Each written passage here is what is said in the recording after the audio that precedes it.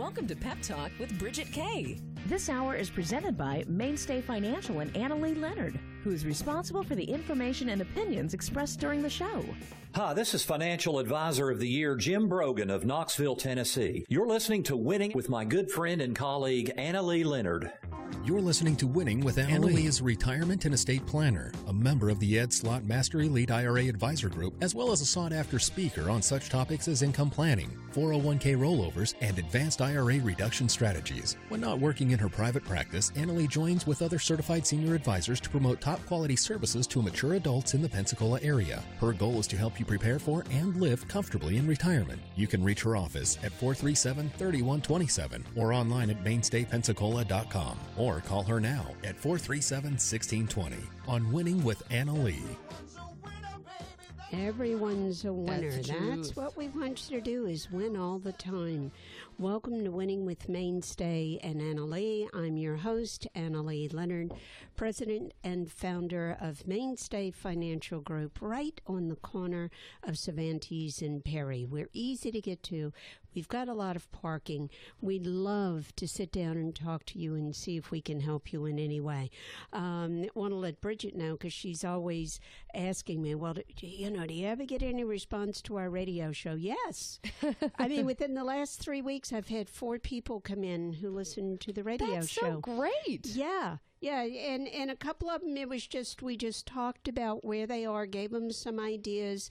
Probably won't see them again for another 10, maybe 15 years, but I could help them out where they are right now, which is very, very important. And that's what we're here to do. So today we've got a really good guest. I think you guys are going to be excited about this. His name is Russ Castle, Castle. That's Isn't a royal that nice? Name. Yes. I am the Castle man. I love that. Mr. I love Castle. that. Russ is highly involved in real estate, and he wrote a book called Growing Your Real Estate Empire, Secrets from a 30-Year Insider. Now, let me tell you, anytime you can get someone who's been in something for 30 years, i.e., myself, Russ, you just get an unbelievable amount of knowledge, because, we learn a lot by the things we read, the classes we go to, but we also learn by the School of Hard Knocks. We get out there and we find out and we grow. So I'm really, really excited about having Russ with us today. And those of you who are interested in real estate, you might want to get his book and read it. Again, called Growing Your Real Estate Empire, Secrets from a 30-Year Insider by Russ Castle. Mr. Russ, welcome to Winning with Annalee, my friend. Good morning. How are you today? Wonderful. Happy Tuesday, everybody. A happy Tuesday, happy day after a long weekend. Listen, we're going to have a talk today, you and I, about real estate. And, when you and I first talked about this, I said, Russ, I've got a lot of people that come to me and they talk about owning real estate. But, sometimes I think people start getting into things and they don't really understand the pros and the cons. They listen to a friend who says, oh, yeah, you ought to go buy these properties, do whatever. And I always believe in getting things from the expert, the person who's out there, the person who's doing things. So, why don't we first, let's tell all of our listeners a little bit about you and your history, your background, and what led you to writing this book. Well, sure. I am an independent insurance broker in California. My office is in Redwood City, which is in Silicon Valley. I'm a third-generation insurance broker. My grandfather did it. My dad did it. Wow. Never thought I'd do it, and here I am 30 years later. My grandfather and my father always had the traditional insurance agency of, writing everything, personal, commercial, what have you, and that's the way I started. And then probably about, I think it's 17 years ago, I started specializing in landlords, primarily residential landlords. Okay. And probably about 14 or 15 years ago, made the decision to exclusively do just that. Wow. We write insurance primarily in California, but we write residential landlords of all shapes and sizes. So by being in the industry for 30 years, over 15, 17 years of it in residential landlords, we've seen quite a bit. So, yeah, let me and go that's how we back and become ask you, specialists. do you write for other states other than California or only California?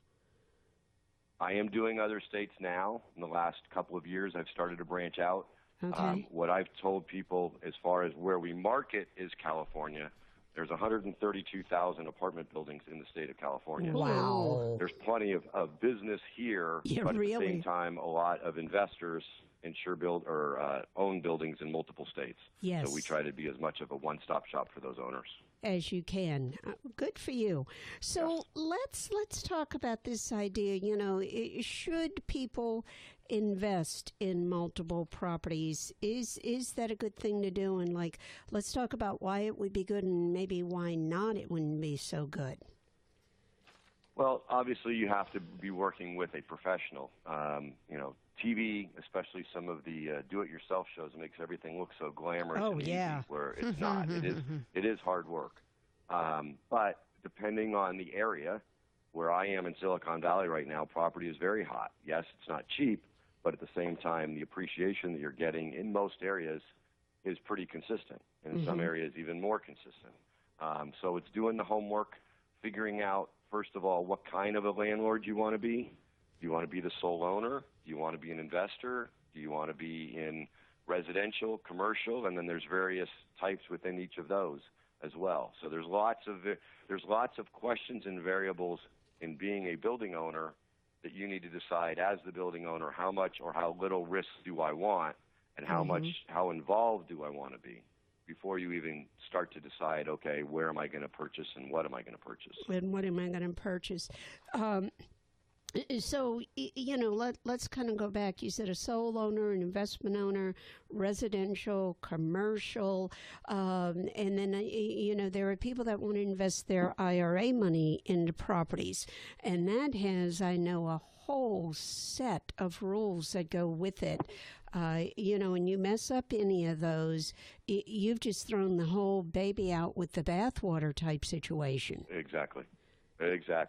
And that's why you want to be working with professionals that know what they're doing so they can advise you accordingly. A lot of people come back and they're, what's the line? They want to be penny wise and pound foolish. Yes. You need to make sure that you trust who you're working with and they're knowledgeable in that field. Yeah.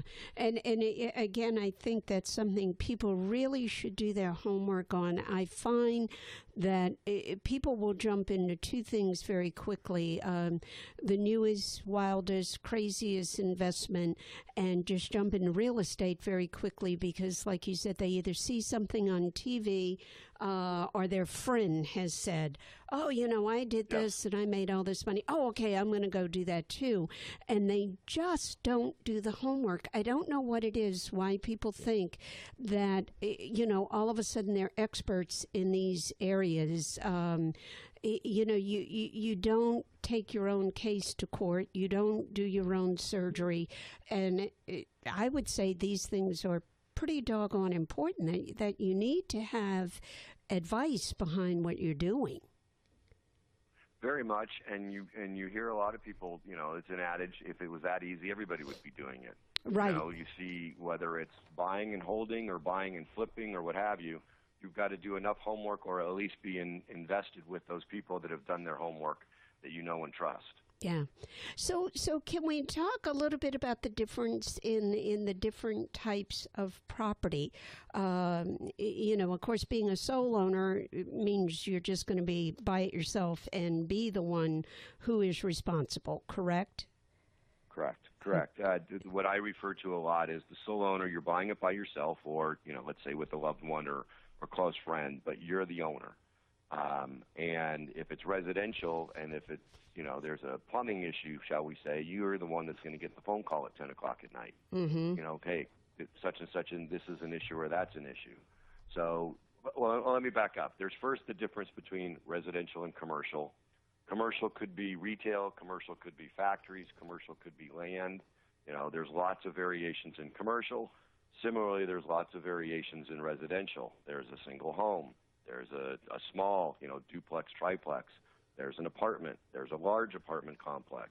There's also mixed use, meaning it's a building that has residential and commercial, usually retail. So just because you're going to be a landlord doesn't necessarily mean you want to get into any one or avoid any one of those variations. In all areas around the country, all areas around the world, there's pros and cons for each. A lot of times people will ask me, well, what's the better one? Well, there isn't a right answer to that. Right. In my personal feeling and where I live, I'm more in residential because that's what my specialty is. And in the Bay Area, actually all around California, residential real estate, generally speaking, is a good investment. So it's just a matter of doing your homework. What do you have a passion for, or what do you have an interest in? And then based on that, where can you invest in those particular kinds of properties? And then do you have enough capital? Do you want to be the king or queen in charge, or do you want to be just, a partial partner, or do you want to be a silent investor, giving somebody some money and then the property's all managed and taken care of for you? Yeah, and I think that's lots important. of variations in just that initial decision. Yeah, what you just brought out is do you want to manage the property, or do you want to pay somebody to manage it? And if you're a partner, I think you got to make sure those lines are very, very strongly drawn as to who has what responsibility. If the bathroom backs up in the middle of the night, who is responsible to go out and get it fixed? And I think sometimes people just go into stuff saying, oh, yeah, this is my good bud, we're going to go buy these properties, and they don't draw up contracts. And that, I would think, can cause a tremendous amount of problem. Well, that's not even or shouldn't even be a discussion. There should be a legal contract if there's any kind of partners. Got it. Husband and wife, there's a little bit of an exception in that, but at the same time, if you've got any business dealings, whether they're friends or not, if they're friends, you're soon going to be not friends if there's not, it's not spelled out, as you say. And it should be a legal contract that you're signing. Both sides understand, hopefully, every aspect, or that you've at least tried to anticipate every aspect, and then you go from there. Okay, so let's say I've done my homework, I draw up my contract, I now own this rental property, and let's just say it's residential. How do you vet these people that are going to come in and rent this property? Because isn't that one of the biggest risks to me? I know I am not, never will be the personality to be a landlord. Because if I fix something up and you go in and you trash it, it's not going to be pretty when I get a hold of you. So how do you vet these people? I mean, I know there are people who have rented property and had marvelous people who have been renters for years and years and years, and then for some reason they move out, and the next one that comes in is the nightmare. Yes. Well, there's two avenues to think of. Let's say, okay, Annalise is the one that's buying the 5-unit apartment building in wherever. The location isn't primary at this part of the discussion. Now, are you going to be the one managing it, or are you going to hire a property manager? Most property managers will either charge a flat fee or a couple of percentage points to be able to manage it. So they're the one doing all the work. Again, are you wanting to keep all the control, or are you willing to delegate? Me personally, I'd rather delegate. I'd rather run my insurance business, have my family life, and not be stressed at 10 o'clock at night when my cell phone rings that it's that tenant that I got to get up now and go deal with. But I'm willing to pay for it. Some owners, depending if they've got time, retired, partially working, what have you, hey, I enjoy doing it, I enjoy people. So if in this example you are the one that enjoys that, there are in all areas of the country, there are apartment associations. Very, very key to be part of those, because they're going to know what the rules, the laws, the regulations are in that particular jurisdiction, not just necessarily even like for me, the entire state of California. What is it in that specific county? So those associations are more, to me, they more than pay for themselves with their minimal dues just from the contract and or tips and tricks of finding the right tenant, how to handle continually long-term or short-term rents, et cetera. So most of those aspects are handled by those associations, and they'll advise you if you're going to be the owner that's handling everything. Yeah, and when you hire a manager, you did say, correct, they're responsible to collect the rent, so you're not knocking on somebody's door hoping you find them in a halfway decent mood. Depends on the property management. Me particularly, for example, my office is in an old Victorian house, and I own the Victorian house next door that a commercial tenant is also in. My property manager, however, handles everything but the rent because the tenant next door just comes over and gives it to me. I got you. If there was an issue with the rent, the contract I have with the property management company is they're the ones that are going to go chase them. But when you have a contract with a property management company, you can do very little, or excuse me, they can handle very little and limited things for you, all the way to everything. I have clients that have property managers that the property manager does everything, pays their taxes, their insurance, the utilities, hires and fires tenants, etc. And all the owner gets basically is a check quarterly for the profit. But then you have property managers that will just look for tenants and nothing else, or vice versa. There's as little to as much as you want, depending on how involved you want to be as that landlord with the property management company. Got you. Now, when it comes to things like taxes and insurance, because I own my own commercial building also like you, and there's a lot of difference when you start talking about taxes and insurance on a residential versus a commercial building. And I think sometimes people don't realize that either. Oh, definitely. Again, it's doing your homework, as we keep saying over and over, and knowing what you're getting into. I mean, think of the first time you bought a home, and you just thought it was the sale price. You didn't realize all the other things that went on top of it. I can afford X dollars. Yeah. Well, by the time you actually close the sale, the taxes, insurance, real estate fees, etc., it's not just that one price. It's all those, and you need to know that before you get into it. Before you get in. I remember years ago, a good friend of mine wanted to buy a home, and of course she had been told by one of the banks where she kept money that, she could afford to buy a home.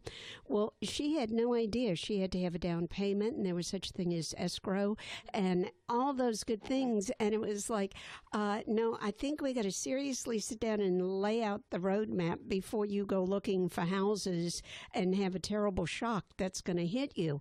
Again, it's the same thing here. For goodness sake, do your homework before you even attempt that. Now, what about going into multiple properties? I mean, that seems like here in Pensacola, and I'm sure where you are, we had a lot of people who did their military training here and came back here to retire. But like a lot of military, they live place to place to place. They bought a house, they kept it as a rental, bought a house, they kept it as a rental.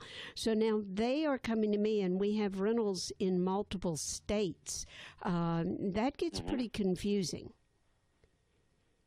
It does, but again, it can be managed. I mean, I've got people that have rentals in multiple states, and I also have people that have hundreds of rental units. Yeah. So it's a matter, again, of who's managing, how are you managing it, and is there an interest from the owner's standpoint, or are you going to delegate to others? So, again, it's like anything else. It's as much or as little as you want to get involved in it, and then if you're going to get involved in it, you're going to reap more of the rewards or more of the profits, and you move forward from there. So I think it's a comfort level. It's what you said earlier of are you personally comfortable with owning this, residential, commercial, be involved? So it's just a matter of that. I don't have that fear because I'm involved in it so much. I know about it. But at the same time, I don't want to be the one that's getting the call direct from the tenant. Okay, I'm willing to delegate that. So it's a comfort level and what you want to be involved with. And what you're saying when I'm listening to you, Russ, is that this is kind of pretty much the same in the market. There are some people that are very geared toward the risk. There are others that want more safety. There are others who are in the middle. And I always tell people, if you can't stand the roller coaster ride, for goodness sake, don't go into an aggressive portfolio, because you're going to hate me in a week, especially with the volatility we've been experiencing. So I think it's knowing what you are suited for and what you want to do. For those of you who have just joined us, I'm talking to Russ Castle, who wrote the book Growing Your Real Estate Empire, Secrets from a 30-Year Insider.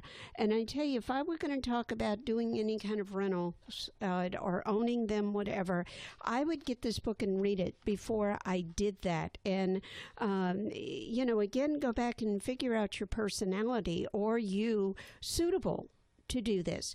If you want to call us, 437-1620, or text us, you want to ask Russ a question, please do that. He'd be more than happy to answer that for you. So let's kind of go back again. All right, so let's say I change my personality, which we all know isn't going to happen by this stage of my life, but let's just pretend. And I decide I want to be a landlord. So how do you become a successful landlord? Well, let me start and add one thing with the book, and then I'll answer that question. The way I wrote the book, too, for the listeners is each chapter can stand alone. Oh, good. Or you can read the book from cover to cover. So whether you're just starting in interested in being the landlord, or you've been a seasoned landlord for a while, a perfect example that I use a lot is the 1031 exchange, owning a piece of property and trading. I'm not going to get into all the details of it here, but that chapter can stand alone on its own. Oh, I've heard about 1031s. What is it? Yes. Each chapter is only a few pages, so that's how the premise that I did when I started the book was, okay, here it is from the novice to the expert, but yet if you don't want to read, I don't know, what is it, less than 200 pages, you could read just certain chapters. Right. So and Russ, that's something we've started introducing is the 1031 under the Delaware Statutory Trust, so that people that want to get out of being the landlord but don't want to do the capital gains, don't want to own another piece of property, there are ways to do that as long as they're a qualified investor, where we can do that and get them a consistent income, then pass that on to the heirs, and the heirs get that beautiful step up in basis. So, you can do that, and it's a good exit strategy for people who have gotten to a point where they say, I just don't want to play this game anymore. Well, and I have clients of mine that it's a great strategy of they started small, and they don't want to stay in the 5-6 unit building anymore, and they step up because of the 1031 into larger buildings. I don't want 5 unit buildings. I want one large campus. Okay, that's how they've been able to do it. Yeah. To come back to your question of starting, the best advice I give everybody, and we've said it before, is doing your homework. Either if you know someone that's in the field, whether as an owner or as one of what I would refer to as the vendors, the real estate agent, the loan broker, whoever it might be, the property manager, take them for a cup of coffee or a meal and just do your homework before, have your list of questions, and most people, especially most reputable professionals, are more than willing to share without having it be on the clock. If it gets to a certain point, like it would be meeting with an attorney, for example, okay, you're going to have to pay for their time. Right. But that's time well spent, even if you have to pay for it, because going into it, as we've talked about just previously, you don't know everything. You're hearing from one friend on, oh, my gosh, look what they just did with this property. Well, if you're not hearing all the downsides of what they did to get to there, or that they ended up getting that property on such a sweet deal that never happens again, or all the other variables that might come into play. Right. Excuse me. So it's primarily meeting with professionals, getting their information or their input, and then from there, starting to do your homework and saying, okay, now that I've decided I want to be a landlord, what's it going to be? And similar how the book starts, then it's the commercial versus residential, all the way through management, et cetera. And then you start to look and go, okay, you're in Florida, I'm in California. But you know what? both of us are looking and saying maybe in our respective areas or the listeners' areas, it might not be a good investment area in today, 2019, but maybe I want to invest in X, pick a city in the state or outside the state, because you might have family that, live in another state that you can use, or that you're going to go to that area. Right. So you're not limited to your backyard, but at the Russ, same time, we're going to have if you're doing your homework, you're we're going to finding have where's to a good wrap area. up a little bit because we've got to go listen to the news and find out what's going on good in the world, because goodness knows there's a lot of havoc going on. But hopefully we get a Now back to the Pensacola Expert Panel with Bridget Kay on News Radio 92.3, AM 1620. All I do is win, win, win, no matter what. Got money on my mind, I can never get enough. And every time I step up in the building, everybody hands go up. And they stay there, and they stay there, and they stay there. Up, down, up, down. 'Cause all I do is win, win, win. And if you go in, put your hands. I can't help but think, Bridget, of the market these past couple of weeks. Up, down, up, Yeah, down, right? Up, down. Oh, my God. But if you've got a good advisor and you have a good balanced portfolio and it's suited to your risk profile, hang in there. It's gonna, eventually it does come back, but make sure you're not in something where you're at more risk than you need to be. That's just vitally important. Welcome back to Winning with Annalee and Mainstay Financial. I'm your host, Annalee Leonard, and today we're talking to Mr. Russ Castle, who wrote a book, Growing Your Real Estate Empire, Secrets from a 30-Year Insider, and I find it very interesting what Russ just told us. The book is written so that each chapter can stand individually, and you can go and pick and choose about what you're interested in and what you have questions about.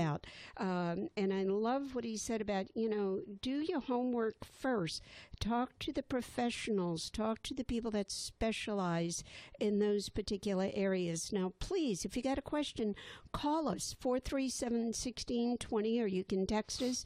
We're encouraging calls today because our texting is something's wrong with our texting system today, no. just call. Something's wrong with the text. I know. Panic. Oh, my goodness. Bridget's very young. That's how she communicates. That's the only way. I don't know how to talk to anybody. No, that's not true. You're one of the exceptions. That isn't true. I know. So, all right. So if you got a question, call us. Russ will be glad to answer. So, Russ, let's go back. And we were kind of talking about doing your homework. And I think one of the things that you and I had talked about on our first call was you said that sometimes people get advice from the wrong agents because most agents out there are trying to do everything. And that's pretty much of it could be a downfall, couldn't it? Very much. At least from the agent standpoint, like myself, that's an insurance agent or insurance broker, similar in real estate agents, one-stop shop does not always mean the best thing. Right. There's, in my industry, as an insurance broker, I belong to a number of national organizations and attend and am very involved in those groups, and very few of us are specialists. Mm-hmm. Most agents want to do everything, similar how real estate agents.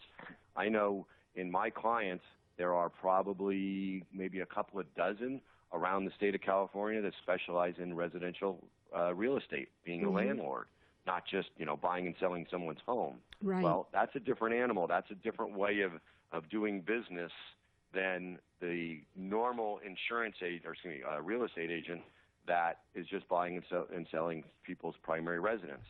So you need to do your research, find out if there are specialists in those areas. Even from a tax consultant, there are differences between a general tax consultant and a real estate tax consultant. Oh, gosh, yes. Do the homework, and that will definitely come back to you in multiples. Mm-hmm.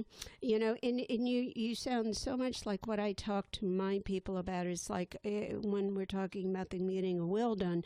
Oh, yeah, my second cousin 3 times removed can do my will because they're a real estate attorney. And it's like, no, you need an estate attorney.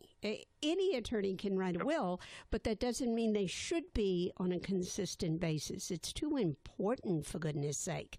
When you get ill, what do? You find out what's wrong, you go to the specialist. And I think people have gotten away from that because, as you and I both know, we can find any answer we want on the internet. And if it's on the internet, it's got to be true, right? Well, yeah. Ha-ha. But the other side, too, of it's you get what you pay for. Exactly. So, sure, we use the will as an example. Going to the professional, it might cost you hundreds, if not thousands, to do the proper estate planning in the will, but yet you can get a $99 one on the internet. Well, guess what? When is that $99 going to be needed? After you're gone. Exactly. And everybody's arguing or in court over it, and it could have been circumvented had you spent a little bit more and gotten the right advice from the right expert. And I so agree with you on that. I so agree with you. So let's talk about, if we can, let's go back to the landlord. Do's and don'ts. How do you tell the landlord and the tenant, how do you set up those parameters of, yes, you can, no, you can't, and as the landlord, I have this right, but not that. I mean, it just seems to be so fuzzy to me. And then we've got a phone call. Let's go to the phone call first. Let's see what that is. Sure. We have Sue from Pensacola. Sue, welcome to Winning with Annalee. Are you there? I am. Hi. What can we help you with today? Hi. Well, I called a couple of weeks ago and asked you what you thought about my financial advisor. I'm trying to figure out ways, of course, to grow my retirement. Yes. And he told me that he's got a couple places he could put my money at 4% if I want to call my mortgage company and take my equity out and put it in one of those containers. Yeah. And you said, no, don't do that. Call me back, and you wanted to talk more about that. Good. And Russ, you may have some comments on this too. I find that a very scary proposition because whenever you take equity out of your home, you've got to understand not just the potential upside, but the potential downside. What you're doing is taking out a home equity loan. Those usually have in the bold print that they're there for 10, 15 years. But if you read the fine print, there is print in there that says that loan can be called and be due at any time. That's one of the things that happened to people in 2008. So if you have tied up your money elsewhere and they call that loan, how are you going to pay for it? Okay? Yeah. So you got to be careful with that. And when they're saying they're going to get you 4%, I want to know where that 4% is coming from. Is it guaranteed? Is it not guaranteed? What is it going to do? And is that 4% going to be enough to sustain you during your retirement? You need to be extremely careful with taking money out of a home, I think, and putting it somewhere else. You have to know, just like Russ has been saying, you got to know all of the rules that are involved in that. Russ, what do you think about something like that as a real estate investor? Well, my bottom line, first of all, is what's it going to cost you to take it out versus what you're getting. Right. And as Annalee says, the fine print, because you've got an unknown. You don't know until you read the whole contract, could they call it in? If they do, how liquid is your investment at that 4%? If it's not liquid, now where are you? Now you're even worse than you were before. Mm-hmm. And while 4% might sound attractive, in the big world, you get to that point where it's called in, who cares about the 4%? So you made a couple of $1,000s.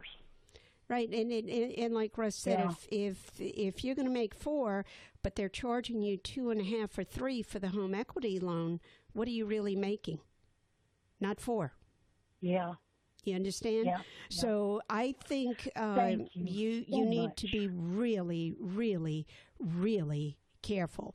I can tell you in 30 years of doing investments, that is not something I have ever encourage someone to do. Now, I have a couple of clients who have done that, but they are clients who are also very independently wealthy, and they have that money that if that loan is called, boom, they can pay it off. But, you know, what Russ just said, where are you going to get the money if it's called? Yeah. I Thank think you so 2, 3, much. 4 times I about it. didn't think it sounded like a good thing, but I wanted to check with you. I appreciate you, and if I can help you, give me a call. Come in. We'll talk about it more, okay? Thank you so much. You're welcome. You're welcome. All right, Russ, so let's go back to landlord's do's and don'ts. How do we set all that up? So the first thing is know it's a business. One of the chapters in the book, I talk about that, you know, you're not, just because you got a friend that's looking to rent doesn't mean that's the best tenant. Usually it's not. It's kind of like going back to when you were in college and rooming with your best friend. Most people shortly into that relationship aren't best friends anymore. Yeah. And you've got to keep it a business. It's not a charity. It's not, because you're going to get the tenants, especially the ones that think they're friends of yours, that are going to take advantage of it. You treat everybody the same, and you've got to have that contract. That whether it's a short-term lease, long-term lease, you've got to have the do's and don'ts, not only of what you want the tenant to do, but what the tenant needs you to do as the owner. So treat it as a business, period. No ifs, ands, or buts. No ifs, ands, or buts. Too much money's invested. You want to do something because you're being generous in a charity. Make the donation. Don't do it in your rental property. Yeah, and I think people get very clouded when it comes to property. I had a client in last week that has a house up north that she is no longer living in. Her son's living in it. And she's saying to me, well, I think I'm going to sell it to him, but I'm going to give him this big break. And it's like, no, you cannot afford to do that. You just told me that you've got $23,000 of credit card debt. You have this other debt over here, and you're saying you're going to give him a break because he's your son, but that means you will never get out of debt. That means you will never retire. And again, I just don't know where sometimes that cloud comes in with people. They forget that this is... It's a contract. It's legal. It's a business. It's like you said. It's not a charity. It's part of your livelihood. For goodness sake. Well, and especially in that case, I mean, I'm a parent. I don't know if you are, but you look at it and you say you're not teaching the child anything by giving them something. Hello. You know, everything we get for free, we treat like for free or at a discount. They've got to realize the value of what it is. Maybe you're going to make it a sweet deal as far as the terms, but if you're giving them stuff, they're not going to appreciate it. No. So, and as you're saying, if in this particular instance it's hurting them long term, especially with their financial well-being, it's probably better selling it to somebody you don't know just on the open market than it is to that child, and then have your estate take care of them after you're gone, but not up front when you can't afford to. Yeah, and you know that, and I'm glad you brought that up, the estate, because that's one of the things I said to her. I said, you have another child. How are you going to equal that off? Because I guarantee you, after you are gone, one night after dinner and one too many glasses of wine, this subject is going to come up, and there will be a discussion. Money is always the divider, especially in families. Unbelievable no matter what it divider. Is. I have clients that have given the less fortunate of the two children more because they didn't have as much. Yeah. Well, why is the one that's worked so hard and done the right decisions getting rewarded or getting penalized? Penalized, you got to be fair. Yeah, and I agree with you 100% on that. That's something I have long heart-to-heart discussions with my clients on. And I got to tell you, when those people pass away and their kids come to me, I just breathe a huge sigh of relief saying, thank you, that I had the courage to have that discussion. Because now I know those kids they're going to continue to get along. They're not going to hate each other because of $20, $30, $40, $100,000. I mean, it's just not worth it. Those of us that deal in financial services have the horror stories. I have one client that the estate wasn't settled for over 20 years. Oh, my gosh. Took one of the siblings to pass away. Oh. Which is just horrible because I'm sure the parents, if they knew it, would have done things differently. Well, it's money.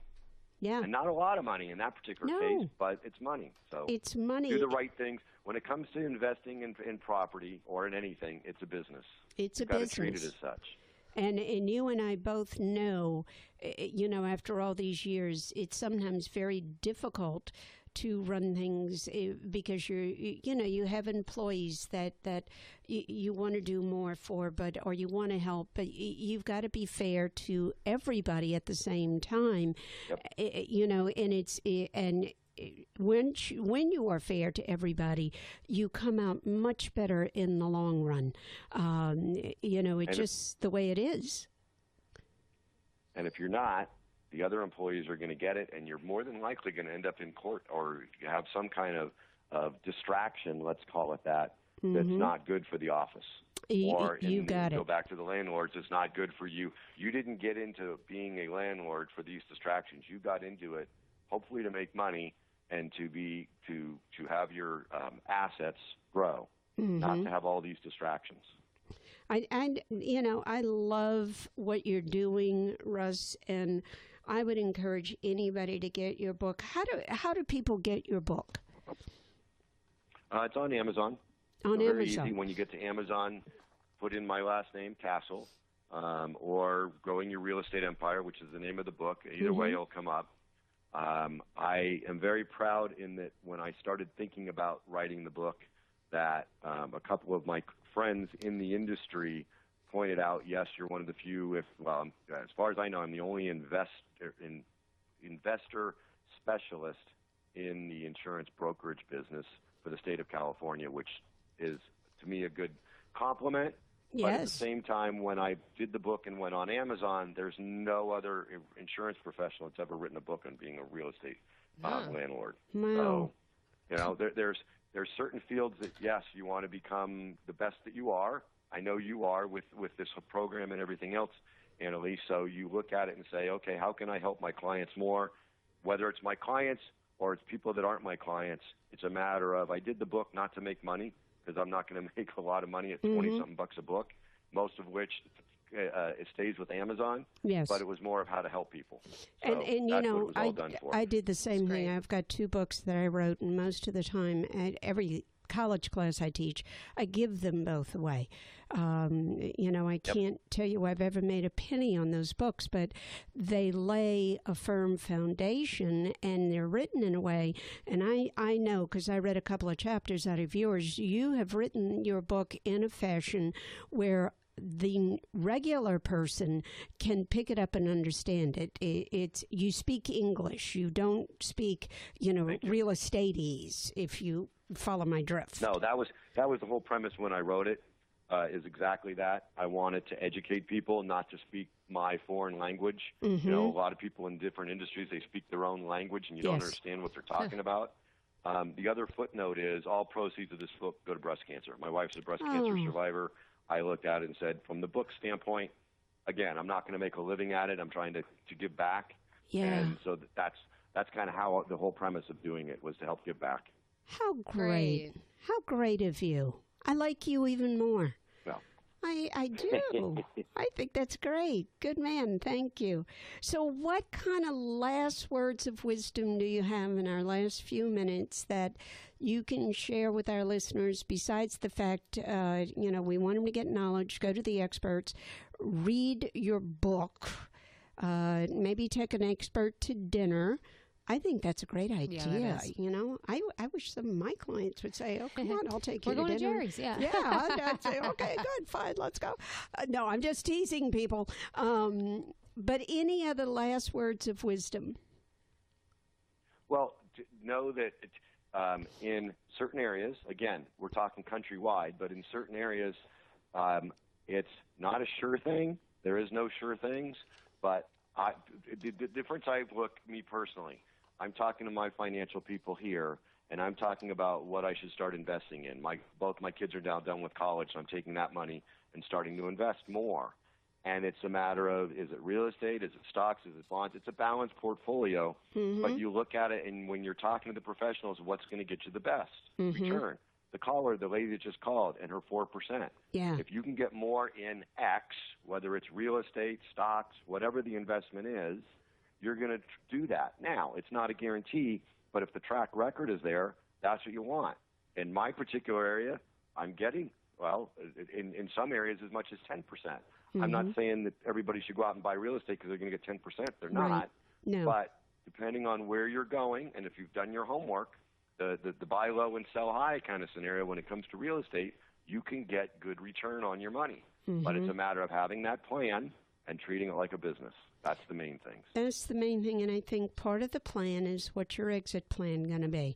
You know, do you want to be a landlord all your life? I have found most of my clients, by the time they're getting in the late 60s, early 70s, some earlier, they are done. They don't want to do it anymore. They don't want the headache anymore. So have an exit plan. That's just as important as the entry plan.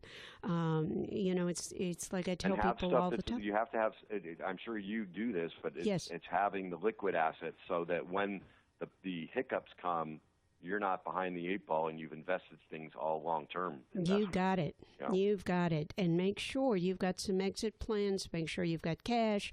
All important things. So, Russ, thank you so much. You've been extremely educational. I thank you so much for taking your time today because I know your time is valuable. I appreciate you sharing. And again, I'm going to advise anybody who's thinking about this to get the book, Growing Your Real Estate Empire, Secrets from a 30-Year Insider by Russ Castle. You can go to Amazon and get yourself a copy of that. And all the proceeds go toward breast cancer research. Good man. So, again, I thank you. Thank you very much. I've appreciated it, and I hope we've helped some people. I hope we have, too. Thank you, sir. Okay. All right. So let's talk about some things that are coming up on the 10th of, gosh, we're almost June. Isn't that insane? It's June. 10th of June. It's hot. Medicare Made Easy. Joan's going to be teaching that class, Coastal Alabama Community College in Fairhope. On the 11th, Estate Planning Made Easy. This is going to be in my office in Mobile with an attorney by the name of Banks Ladd. Estate Planning Made Easy. He does a full 2-hour presentation on wills, trust, powers of attorney, et cetera, et cetera, et cetera. So anybody in that Fairhope, Mobile area, either call my office and get registered or call Banks's office, 251-431-6014. I'll be teaching Financial Survival for Retirement, my college class, on the 13th and the 20th in Milton, Pensacola State College. You can call my office or call the college. The college is 484-1797. On the 18th, I'll be doing Solo Aging, Planning Ahead for Sacred Heart Senior Spirit Financial Matters. That's going to be on the 18th. Call Senior Spirit, 416-1620, get registered. We'll be doing the same presentation at Providence Hospital in Mobile on the 19th. 27th, VA Medicaid Planning for Extended Care. Banks Ladd is also going to be doing that in the Mobile office. So we've got some really big things going. You can go to our website if you would like to do that and check out these dates, www.mainstayfg.com, and you can check those out and see what's going on. Good programs coming up in the month of June. I'm going to need poll time after I do all these things. Seriously. I mean, no kidding, huh? All right, so we've got all that going. Want to thank everybody for making today possible. Mr. Russ Castle for giving us some of his valuable time. Thank Bridget for keeping us on air. And I do my best with that. I'm pressing the right buttons. You do a good job, baby. Thank all of our office staff, Joan, Megan, Casey, and Kristen, because goodness knows they keep me going. Thank all of you, my listeners, and thank my Smile Committee, my babies. So we will see you next week. If we can be of any help to you, please call my office, 437-3127, and we'll help however we can. please go out and say thank you. Say please. Be kind to each other. Let somebody get in front of you on the highway. Don't tailgate. Just be nice. Make it a better world, okay? We'll see you next week. Thank you.